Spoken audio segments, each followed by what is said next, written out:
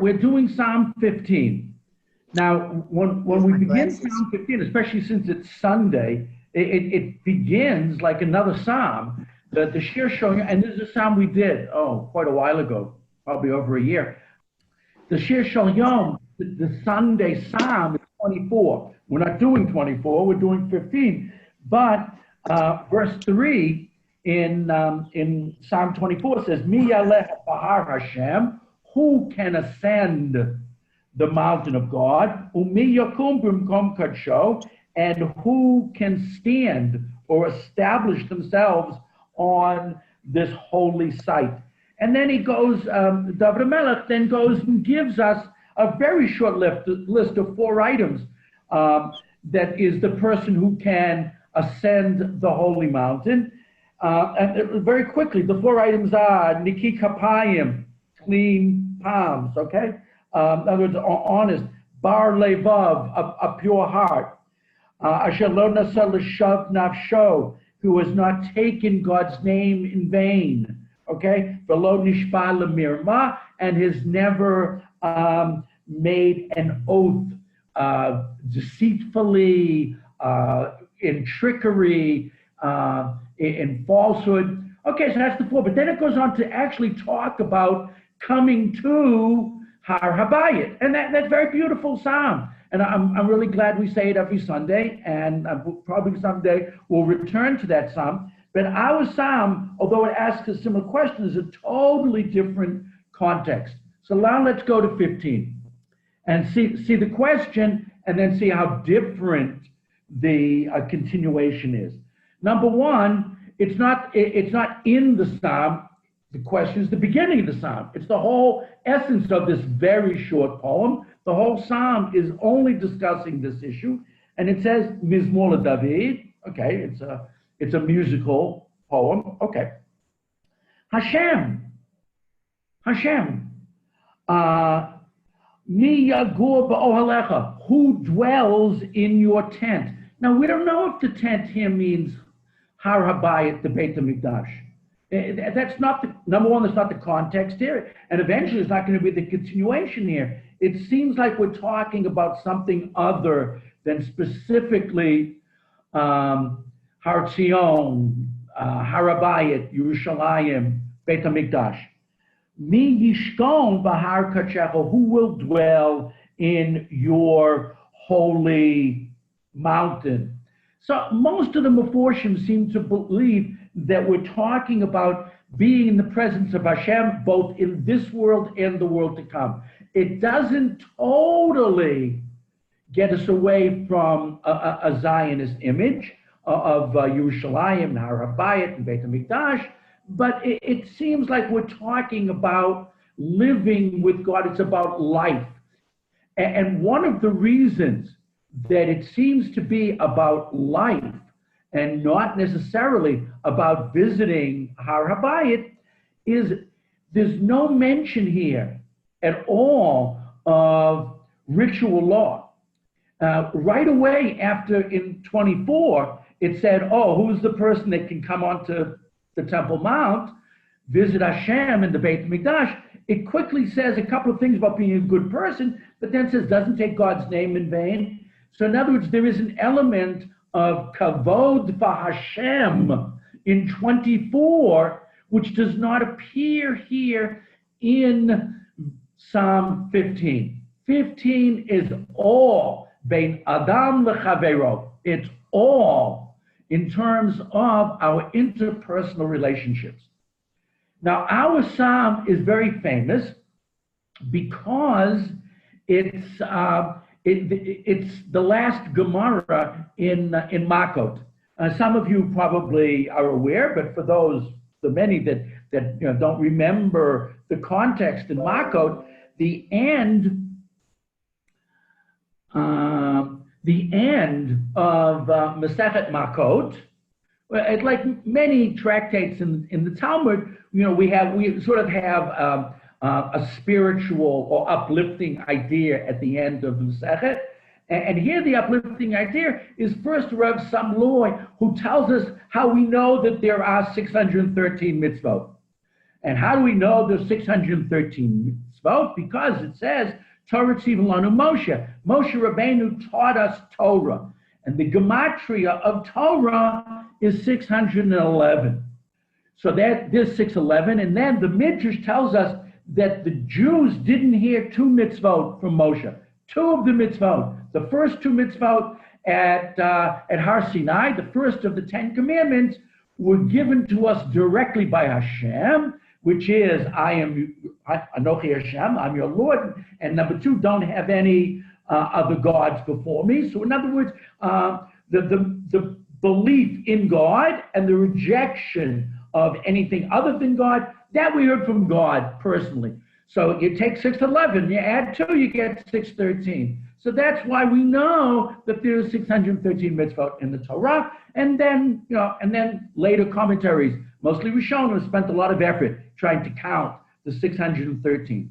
Fine, terrific. However, where does our psalm come in? Because the Gemara goes on to say, but David HaMelech came.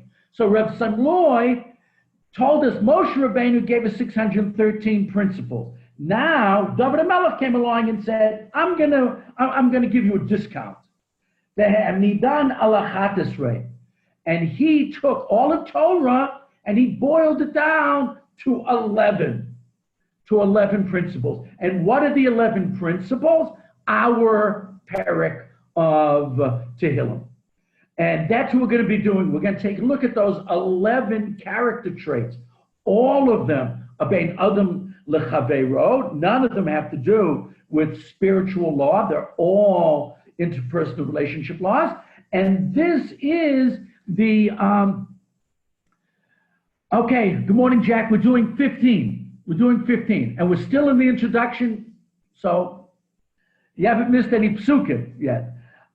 So our response to David HaMelech's question to Hashem, which is, how can I dwell with you? How can I remain with you?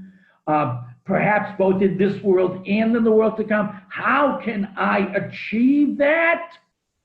Answer, do these 11 things. And HaKadosh Baruch Hu, it seems to be, so who's giving the answer? So it sounds like David HaMelech is trying to tell us that HaKadosh Baruch Hu gave us this answer. And this opens up a tremendous philosophic debate that a lot of different commentaries have discussed. Is David HaMelech giving us this answer based upon his own theories on life? Was he divinely inspired to give us this list? I think the more popular approach is that what David HaMelech is going to list for us in just a minute is through Ruach HaKodesh, that HaKadosh Baruch Hu inspired him. And this gets into an area that I'm going to mention really quickly, but is a big topic that is worthy of discussing in some other time, in some other forum. How much is HaKadosh Baruch Hu involved in the writing of Tanakh? Is a famous question. Reb Sajagon is on the far right end and says everything in Tanakh was basically dictated by Hashem. But that's not the popular position. The most popular position is Chumash, Chamisha Chumshei Torah. That is dictated by Kadosh Baruch Hu to Moshe Rabbeinu, and that's what we have. There's debates that maybe there are 12 psukim that Moshe wrote on his own, or whatever. But basically, Chamisha Chumshei Torah is HaKadosh Baruch Hu dictating to Moshe Rabbeinu. Not Navi. The middle section, we believe, is God inspiring certain individuals that we call Nevi'im to say certain things. And that what we have is each Navi's attempt at expressing in his own word or her words, in their own words, the the inspiration that they got from HaKadosh Baruch Hu, which is why the most common pasuk in Torah is the Adaber Hashem al Moshe Lemor. This is exactly what HaKadosh Baruch Hu said to Moshe Rabbeinu.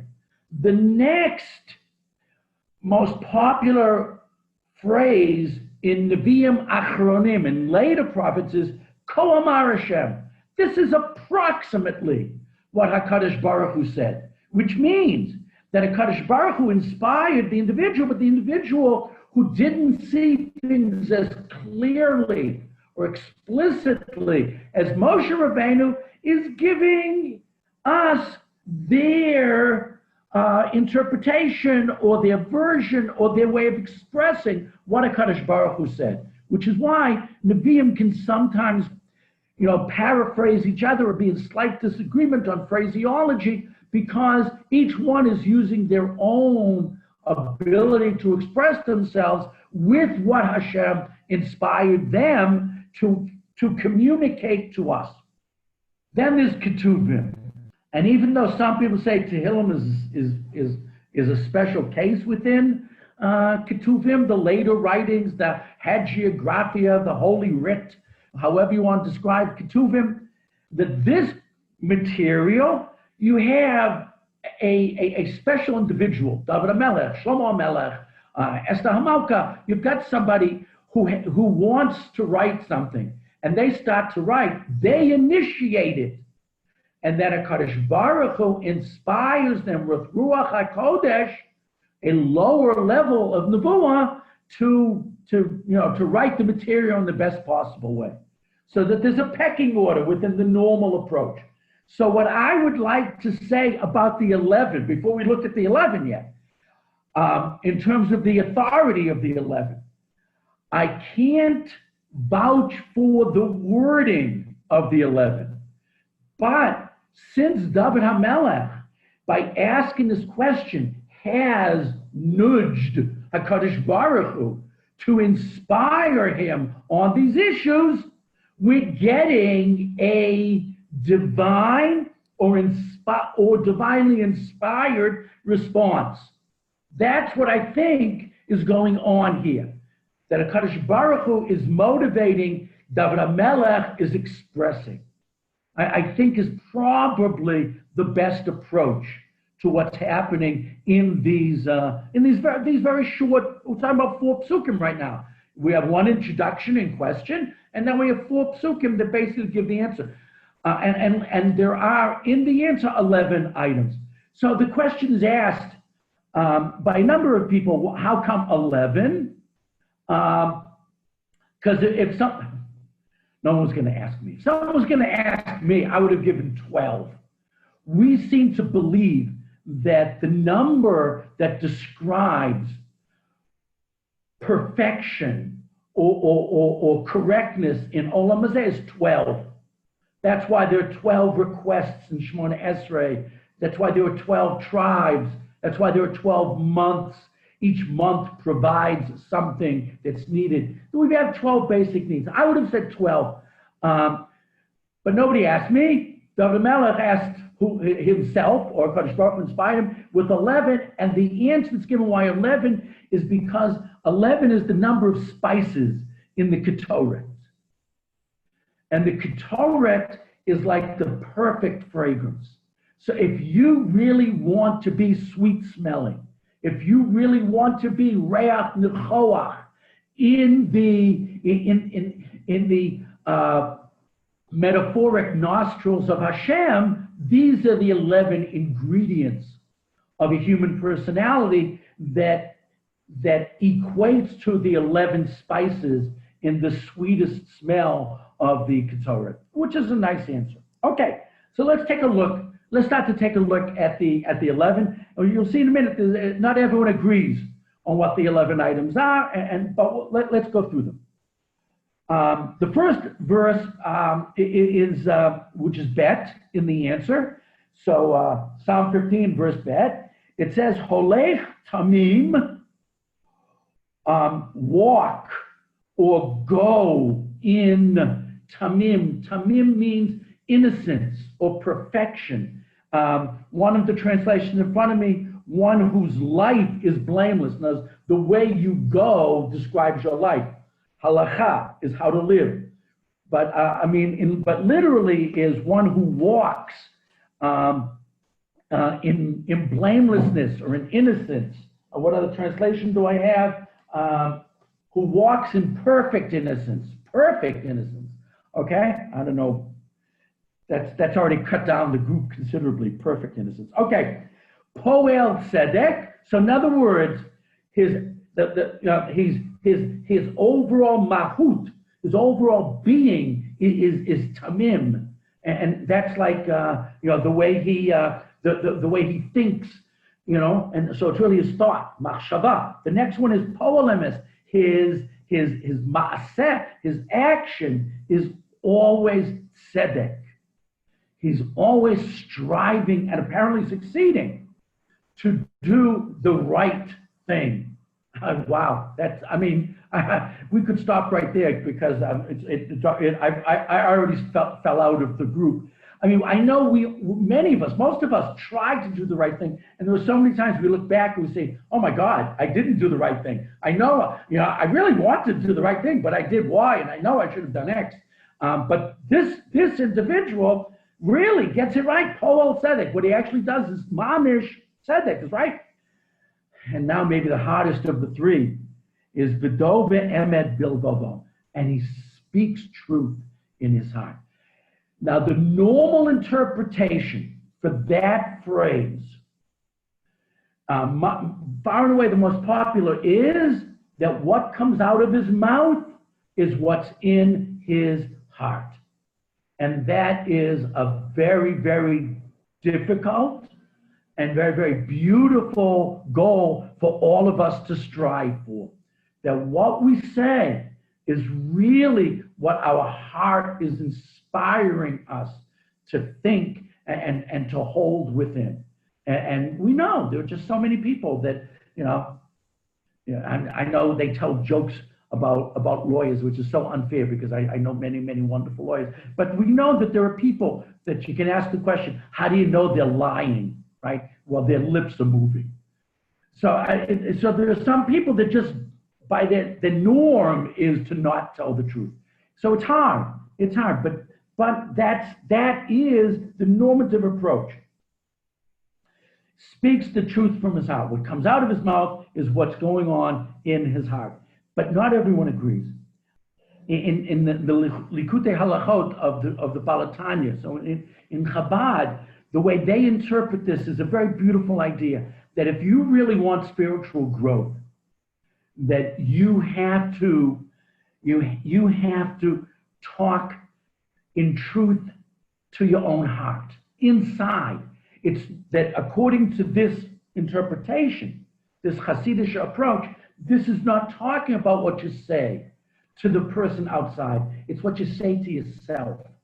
Because we know a lot of our spiritual failures are a direct result of self-delusion. That the person that we most often trick or fool is ourselves. And that's what this line is saying in this interpretation, that this person doesn't fool themselves. They're honest with themselves. And of course, the Rabbi goes on to explain that's the only way that you can do tshuva. The only way you can ever do tshuva is if you have honesty in your heart. And it's not the normative approach.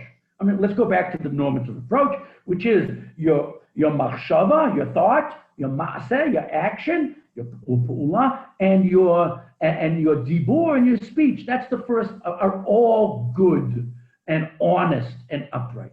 Now, in the Gemara, back in Makos on Daf Chavdalad Amud Aleph, a number of these attributes are specifically attributed to individuals. Not all 11 in the Breita, but the first one who walks in simple wholeness is Avram Avinu. One who acts justly is Abba Chilkiah, speaks truth in his heart is Rav Safra, and they tell stories of examples of when this happened. But in other words, what the Gemara is doing, even though the Gemara doesn't come up with paradigms for each of the attributes, but I like the idea that when you mention a specific attribute, quality trait that you want to do your best to perform, one of the best ways of doing it is think about it. Oh, who do I know? Or who have I ever observed who does it?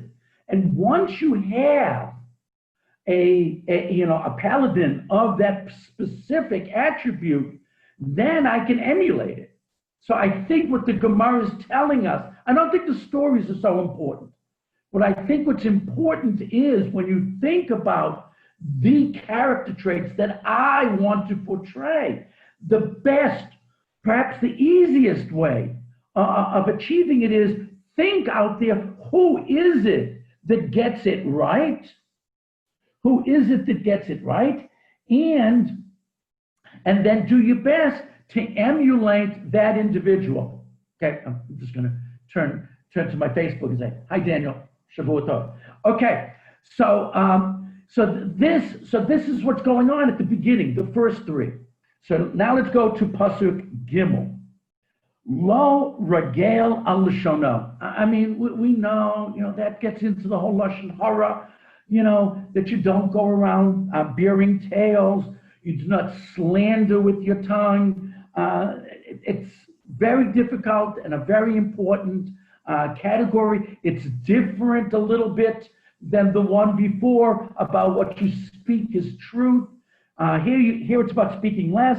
Lo asal re'ehu ra'ah. You never behaved in a way that was out to hurt your fellow human being. Re'ah is a colleague or someone with whom you share something in common. I know in the famous pasuk, V'ahavta l're'echa kamocha, the most common translation is you should love your neighbor like yourself.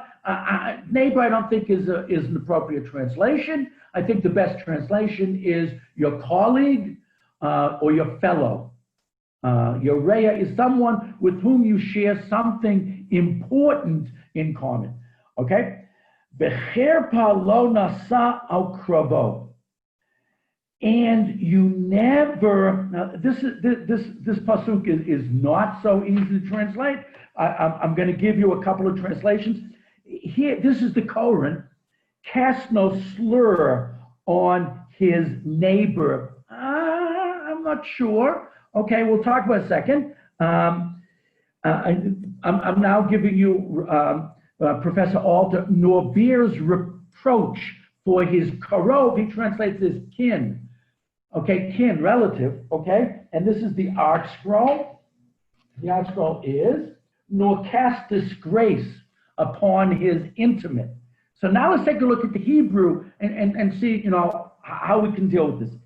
Cherpa really means disgrace. It means something that's been done, that's bad and reflects badly on the individual. You never brought up, nasa, raised up, never brought up. That means you perhaps never discussed it, perhaps never mentioned to anybody else, but you never brought up. You just kept it hidden. The cherpa, the disgraceful something of your karov, which can mean relative, neighbor, intimate, someone with whom you're really close. That, look, when we've been close to people for many, many years, we know things about them. And it's, especially when you're in the middle of an argument. I mean, the worst people that do that sometimes are, mates, spouses. It's so easy sometimes to just, take an idea and throw it back in their face. This is someone who never does that. This person never brings up something that the other person is going to find disgraceful or embarrassing. And that's really cool. It's not exactly Lashon Hara. You're not doing it to other people. You're doing it to the person themselves. It's different, but it's really, really an important thing. Everybody has done things over which they are embarrassed. I mean, it's just the reality. I mean, and we just want to not talk about it, not think about it, not bring it up, and that, and it's our job not to do that to people. And so that's verse 3. But before we leave verse 3, I want to say something about that first one. The Breslov Rebbe, the Rabbi Nachman, says something beautiful on that phrase. And he says, Lo ragal al lashono, you did not regale, walk around, bring around things about them on your lips. Okay? So he says, this expression, lo ragal, that sounds familiar to me. And he says, he does it in his halachas of Hanukkah. He says, when do you light Hanukkah candles? You don't light Hanukkah candles achetichla regel min hashuk, until there is no longer any foot traffic, foot traffic in the marketplace. Right? You look out the window and people aren't walking around so much anymore. Everybody's home. Now it's time to light candles. He says, no. It's really referring, the Get Gemara in Shabbos is referring to our pasuk. You shouldn't light Hanukkah candles while people are talking Lashon Hara in your presence. You light the Hanukkah candles only when the negative conversation has dissipated. And you have to make sure all the time that the Hanukkah candles are burning, that there is no regilut. There is none of that Lashon Hara traffic, that you have to be careful how you talk, because the Hanukkah candle casts light. And things that cast, when light, when the spotlight's on you, you have to behave better. And so that's a message within the Hanukkah. I mean, obviously something I never would have thought of if I hadn't seen it in Rabbi Nachman, but it's a fascinating idea. So the idea of regel, meaning foot, but also meaning slander, because let's be honest, slander, Lashon Hara, has legs. I mean, it just, the famous metaphor in Jewish moral writing, Musar, for Lashon Hara is, it's like a feather pillow, you open it up and it's like the feathers go everywhere, and you can't do tshuva until you've gathered back every feather, which is ultimately nigh on impossible. But okay, so that is the second. So we've got, in verse 2, we've got 3, okay? Live a blameless life. Your acts should be righteous. Speak only what's in your heart. Then we have 3 more in 3, which are no Lashon Hara.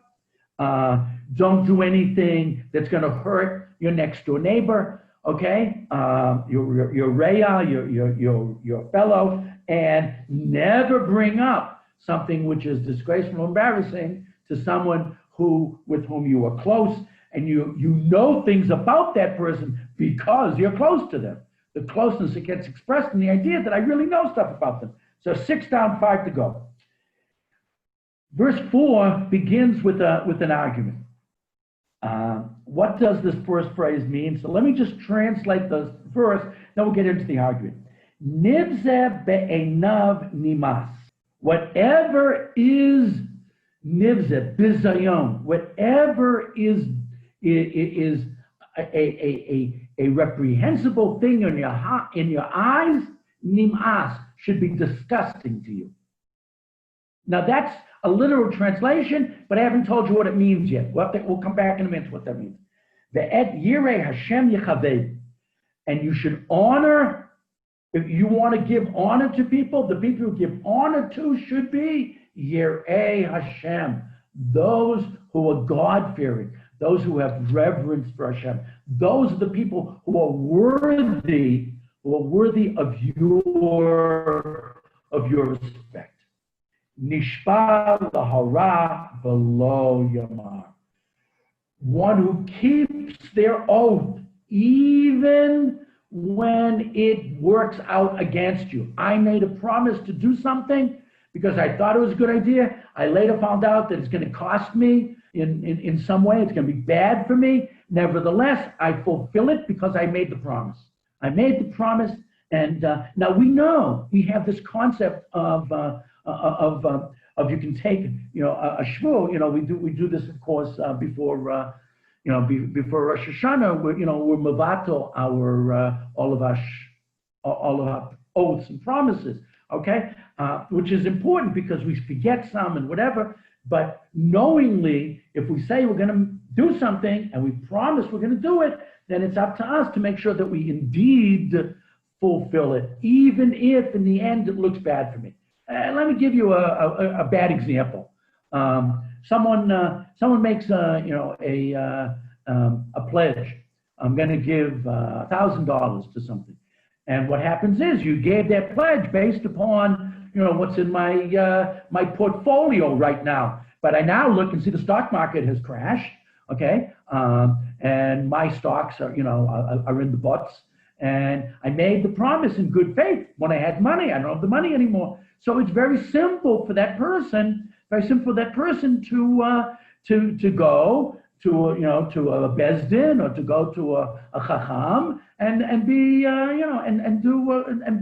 mefer the shvuah. Okay, beseder. Okay, and that's appropriate. You can do hataras and darim without. However, this person doesn't do that. This person, even when it worked out bad for them, they do everything in their power to fulfill it no matter what, which is, of course, a beautiful thing. And that's what we're praising right here. Now, I want to go back to the first pasuk. And the first pasuk, I translated is something which is reprehensible in one's eyes should be disgusting to them. This is understood by the Gemara to mean if there is a person who does terrible things, I should publicly even come out against that person. And the example that's given in the Gemara is the king Chizkiyahu. Now, Chizkiyahu is one of my favorite kings. He's one of the good guys in the list of Malachim of Bnei Israel and of Yehuda specifically from the house of David. And he's a Baal Tshuva. And that's very special. And his father was a bad guy. And when his father died, he didn't honor him at his funeral because it was known that he had acted reprehensibly throughout his life. And as a result, he wasn't going to show great kavod for his father at the funeral. He was taken to the burial place on a not respectful bed of ropes. And they didn't bring him in a respectful way to his burial site, or in a big. They didn't make a big deal at his funeral, and that was considered the appropriate thing to do because his father had been a Russian, a public Russian, and therefore we shouldn't show that kind of kavod. But who do we instead reserve our kavod, not for the rich and the powerful? We reserve our kavod for the Yirei Hashem. That's the continuation, and it works.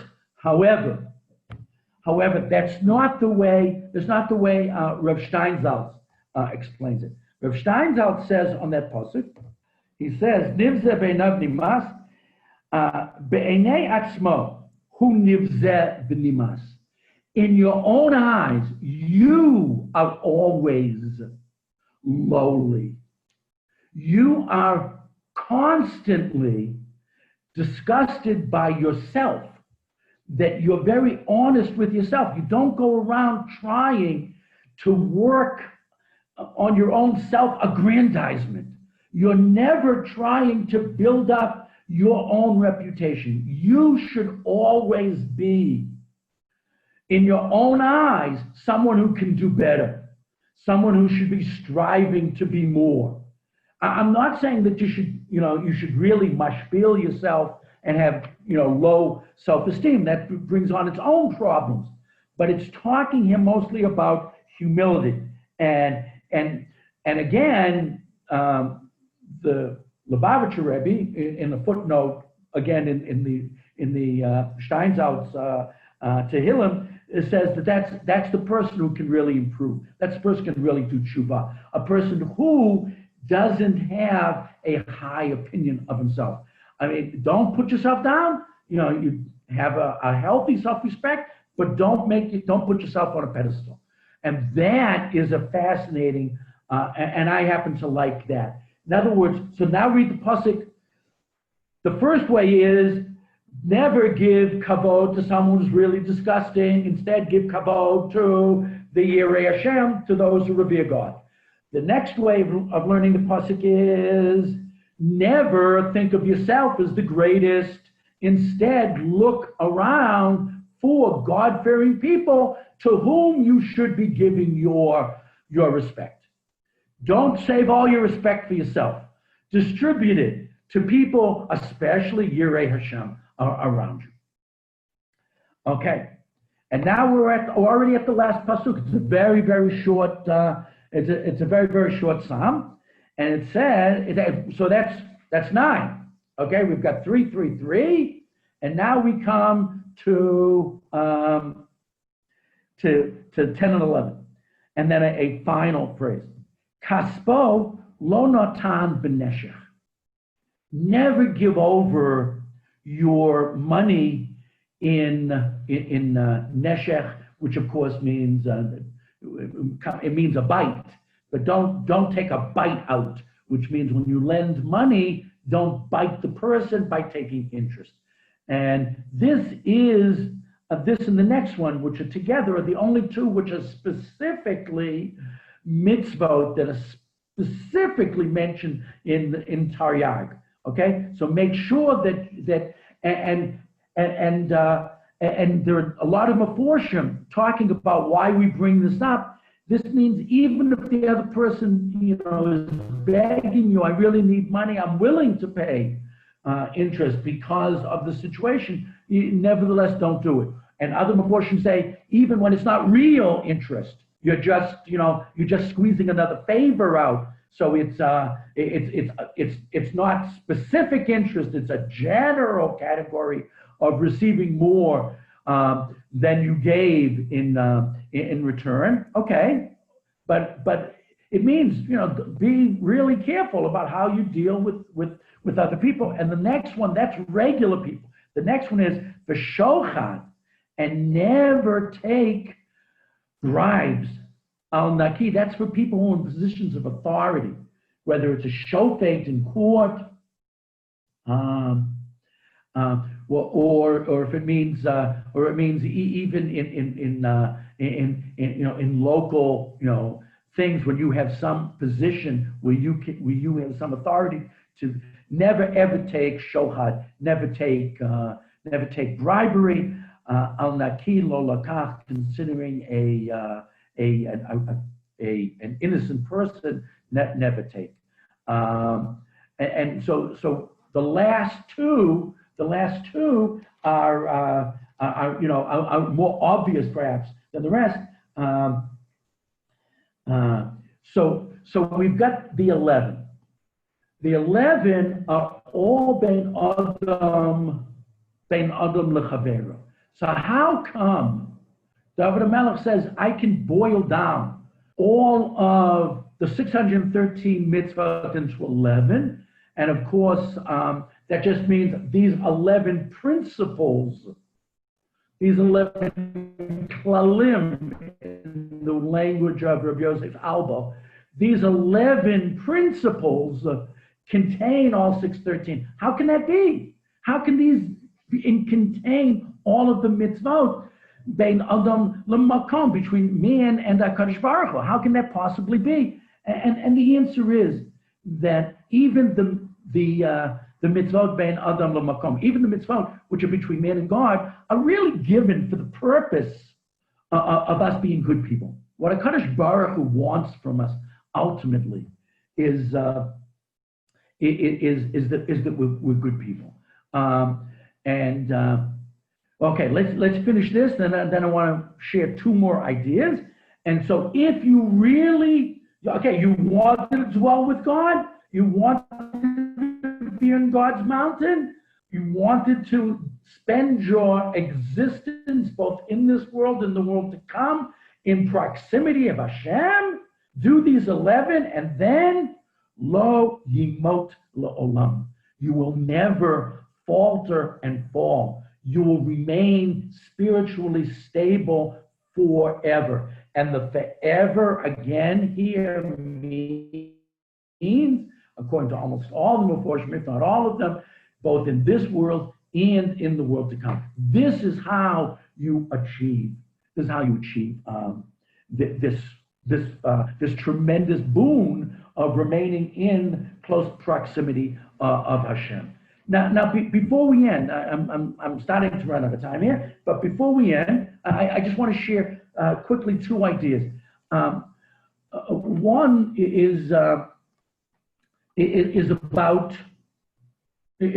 just our parak, and this is the way Rabbi Soloveitchik ended one of his most famous addresses, which was given on Yom Ha'atzmaut in 1956, called "The Fake," the voice of my beloved knocks, or is calling me, is getting my attention, and this is how he ended that long and very famous address, and it's based on our pasuk, as you'll see in a moment.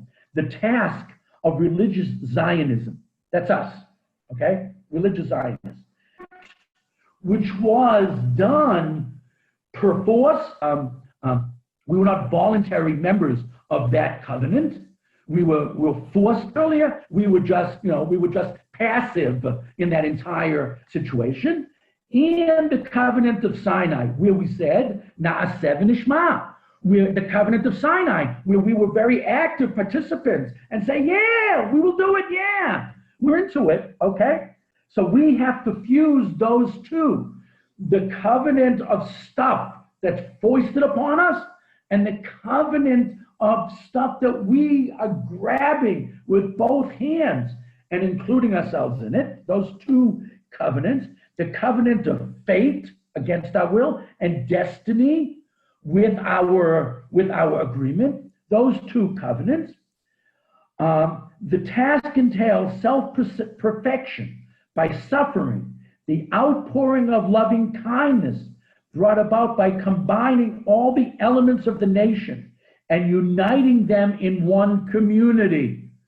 In other words, religious Zionism is all about including every Jew in this endeavor to make Eretz Israel truly our homeland, so that we can be a nation unique in the land, and the readiness to pray for one's friend and to feel one's friend's joy and grief, to really have, for the Zionist enterprise to work requires empathy, okay? And the goal of this self-repair is the purposeful consecration of self and ascent to the mountain of God.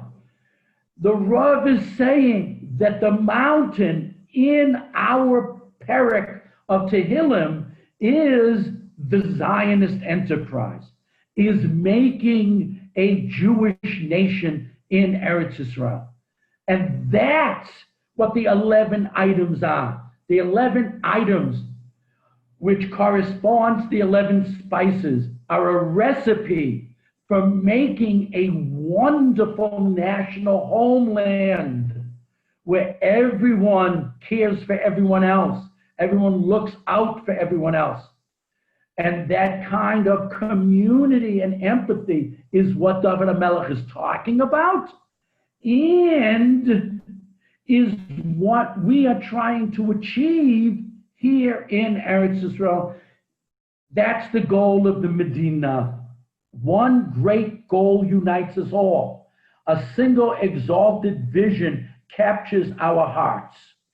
One Torah directs us all to a unified end, the fulfillment of the vision of aloneness and the vision of the sanctity of an encampment people that ascends to the level of a community nation. This was so true in 1956. We had come from being an encampment people.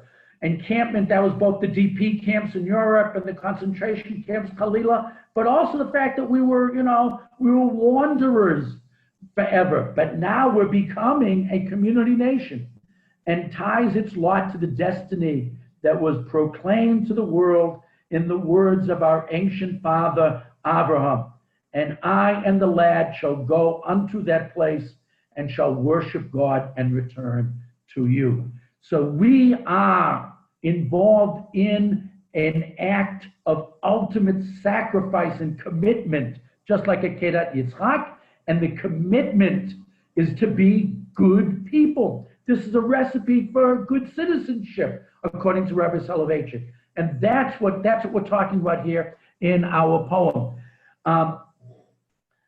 Just before we leave, the Gemara in Marcos continues. Okay, the OU is giving me a message.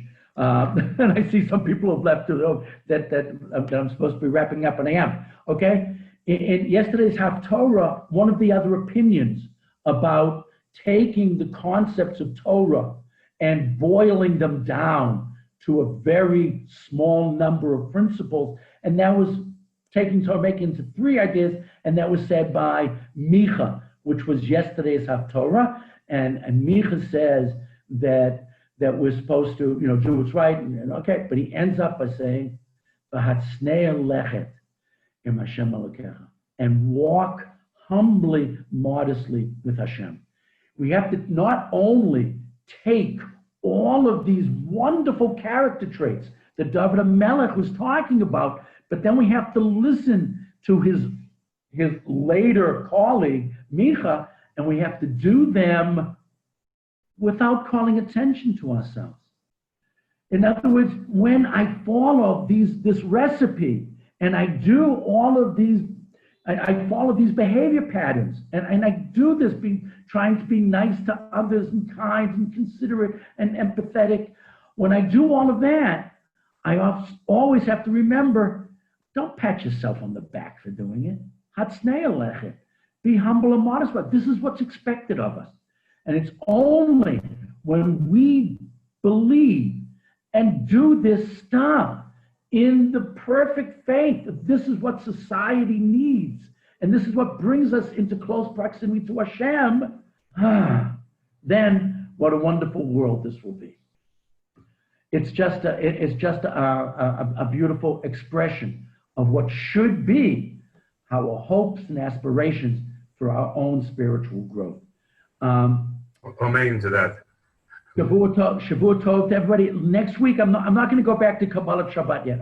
One more detour. I want to do Perek Lamed Vav 36 next week, and then and I'll explain why next week. I want to do it, and then we'll get back to more of the Siddur oriented Tehillim, which we've been doing. Everyone should have a great week.